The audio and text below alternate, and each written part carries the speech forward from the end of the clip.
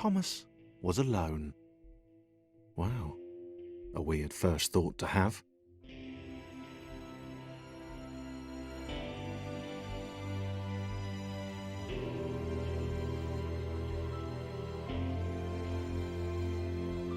Thomas Was Alone is a game absolutely brimming with personality and charm. It's a game built entirely around narration and puzzle-based platforming with a minimalist presentation. And while that last thing may seem like a sticking point, the colored blocks representing Thomas and his gang really make you appreciate just how incredible the rest of the game is. John knew.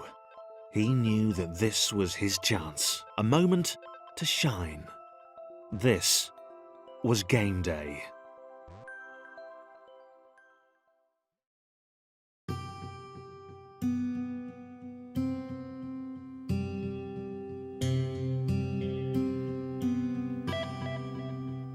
The story here is fairly vague, told through quotes from scientists that precede each chapter.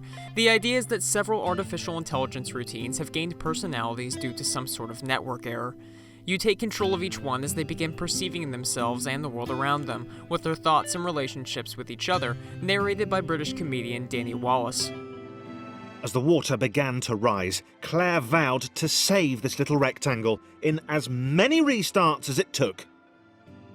And while his spirited performance is no doubt the highlight, the writing and scenarios in which these characters find themselves is arguably Thomas Was Alone's greatest strength. You'll really start to feel for each character as they work together to overcome each area's obstacles, as well as their own shortcomings. Maybe that's what the dots were for. They were there to extend John's reach, to make his performance even more impressive. John liked the thought. He decided to keep them. The idea here is that each character has different attributes. Some are tall and jump high, while others can barely lift themselves off the ground, but are able to fit into smaller spaces. Reaching the end of each level will usually consist of you using each block to help the others progress. At times, one block can easily make it through the stage alone, whereas the others must rely on this block's abilities to move forward. As you continue through to the later levels, each block will need to contribute in order for the group to succeed, and it's here where Thomas Was Alone really shines. Switching between blocks is fairly simple, and using everyone's talents to complete a stage is immensely satisfying, especially when you factor in each block's personality and predilection for cooperation. Chris took an immediate and deep dislike to the skinny red rectangle. Who the hell did this Thomas think he was?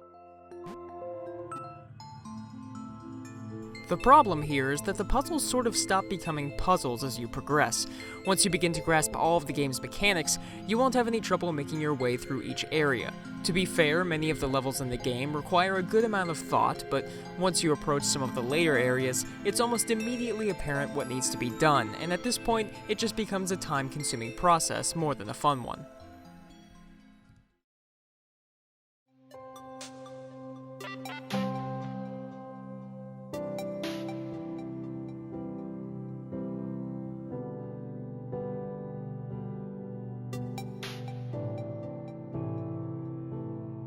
A light orchestra coupled with a variety of techno and synth effects really capture the feel of Thomas Was Alone. It's a feeling of wonder and hope, two themes that are portrayed heavily throughout the adventure's surprisingly deep narrative. And the fact that Thomas Was Alone can make you feel these things is a testament to its writing, voice work, and minimalist approach. It might have been paranoia again, but Thomas could have sworn the world was becoming more complicated. It always seemed to be one step ahead of his skills. It had been designed just for him. He wondered why.